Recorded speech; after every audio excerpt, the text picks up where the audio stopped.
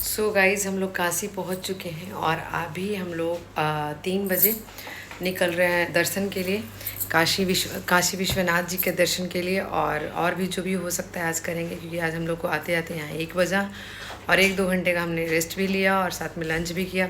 थोड़ा टाइम लगा, फिर हम फ्रेश हो गए। देखो हम लोग बिल्कुल रेडी हो गए। सो गाइज़ हम लोग होटल से निकलकर ई रिक्शा का वेट कर रहे थे, पर हम लोग को ई रिक्शा नहीं मिला। तो फाइनली हम लोगों ने रिक्शा लिया और 3-3 करके हम लोग 2 रिक्शे पे आ गए।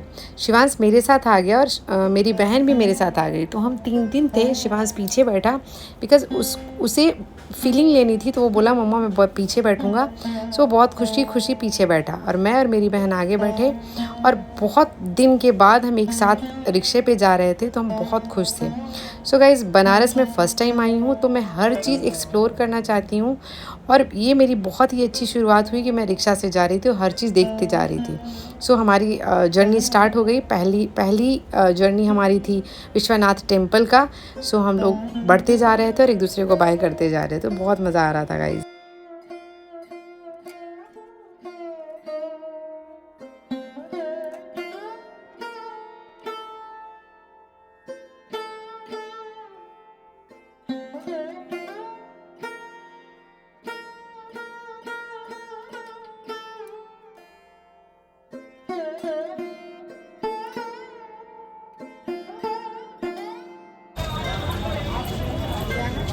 काशी चाट भंडार यही है, लाइन लगती है।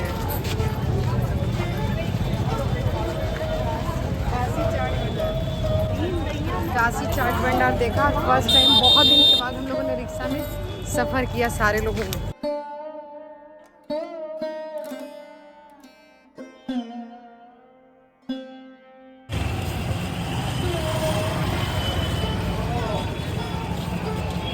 हम जा रहे हैं काशी विश्वनाथ मंदिर। काशी विश्वनाथ मंदिर जा रहे हैं, सबसे पुराना मंदिर और सबसे पुराने शहर में। बहुत खुशी से जा रहे हैं। पता है सबसे बड़ा एक्सपीरियंस क्या है कि पहले हम लोग चलते थे रिक्शा में और आज रिक्शा में चलिए मैं बहुत खुश।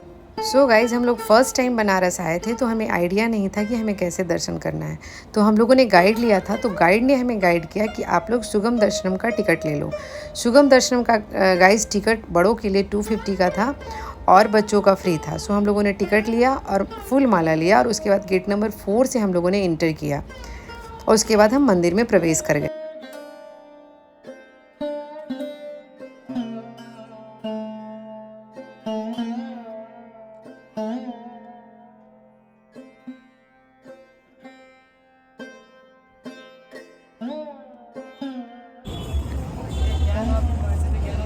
गाइज़ मंदिर के अंदर कैमरा बिल्कुल अलाउड नहीं है। सो मंदिर के प्रांगण में जहाँ पे प्रसाद मिलती है वहाँ पे हम लोगों ने कैमरा और अपना मोबाइल जमा कराया और वहीं पे थोड़ा सा हम लोगों ने वीडियो और फ़ोटो क्लिक करवाया। उसके बाद हम दर्शन करके बाहर निकल गए।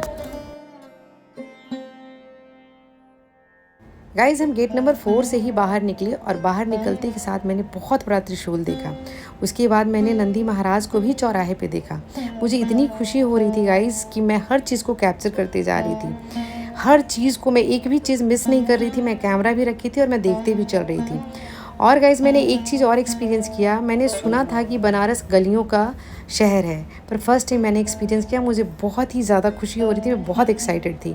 फिर गलियों से निकलते निकलते मैं अचानक से ही गंगा जी के घाट पे निकल गई, जो मेरे लिए फ़र्स्ट एक्सपीरियंस थी और मैं बहुत ज़्यादा खुश हो रही थी। सो गाइज़ अब हम लोगों को बोट में बैठने की बारी थी। इतनी भीड़ थी गाइज़, इतनी ज़्यादा भीड़ थी कि उस भीड़ में हम लोग को बोट भी मिला, वो भी मुश्किल से। और वो लोग चार्ज भी बहुत ज़्यादा कर रखे थे, 500 पर हेड कर रहे थे।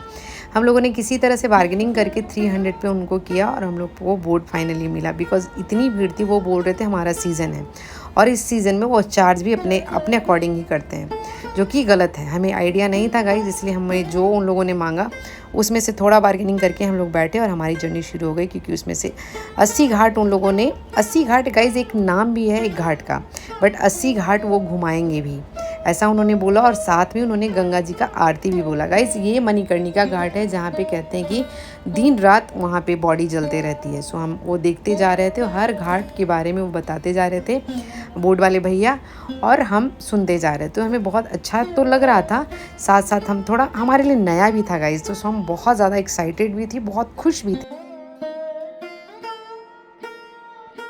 12 ज्योतिर्लिंग में एक बाबा विश्वनाथ हैं गाइस, और आज हमने दर्शन कर लिया।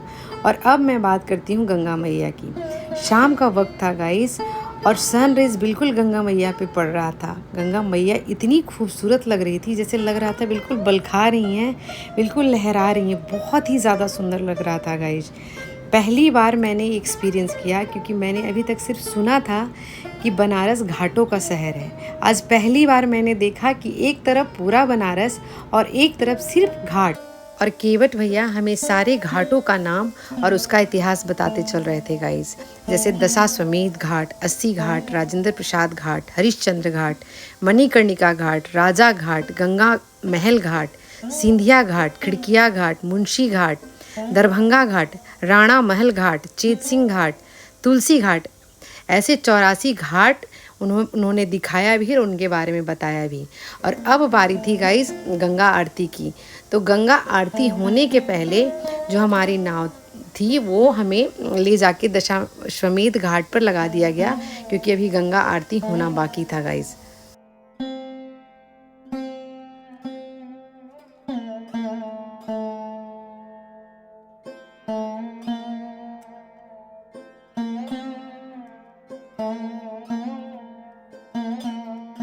फर्स्ट टाइम मैं गंगा आरती नाव से देखने वाली थी गाइस। हमारी नाव धीरे धीरे किनारे पर लग गई, और जितनी भी नावें अभी घूम रही थी गंगा जी में, सारी नाव अपना जगह बना बना के एक साथ लाइन में खड़ी हो गई और गंगा आरती की प्रतीक्षा करने लगे। गाइस, ये एक्सपीरियंस मेरे लिए कुछ अलग था, क्योंकि मैं कुछ ऐसा देखने वाली थी जो मैंने अपने लाइफ में नहीं देखा था।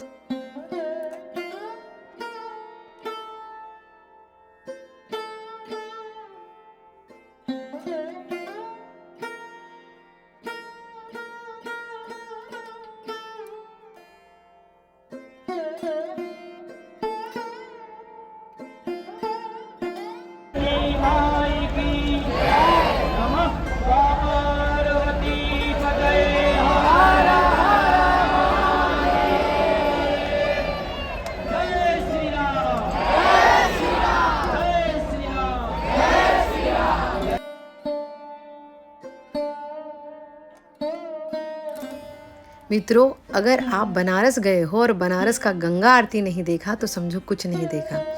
उस समय लगता है गाइस जैसे भगवान और इंसान के बीच में कुछ कनेक्ट हो रहा है, और इस पॉजिटिव एनर्जी को मैं फील कर पा रही थी। इतनी भारी भीड़ थी गाइस, और उतनी भारी भीड़ में लोग थे, सारे लोग आरती कर भी रहे थे और आरती गा भी रहे थे। और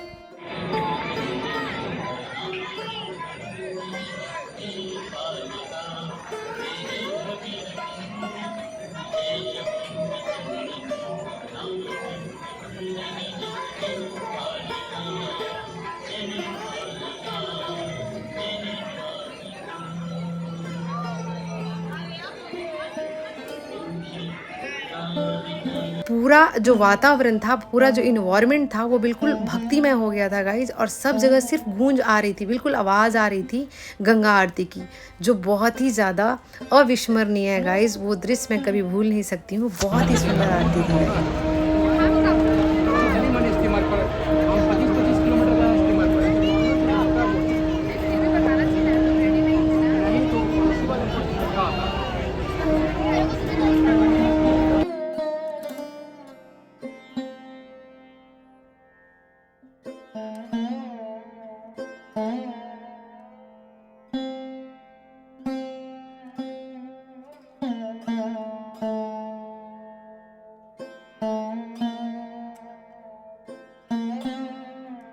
बंधुओं, कहते हैं कि काशी प्रेम का प्रतीक है। काशी तो वो है जहाँ महादेव ने माता सती की प्रेम की प्रतीक्षा की थी।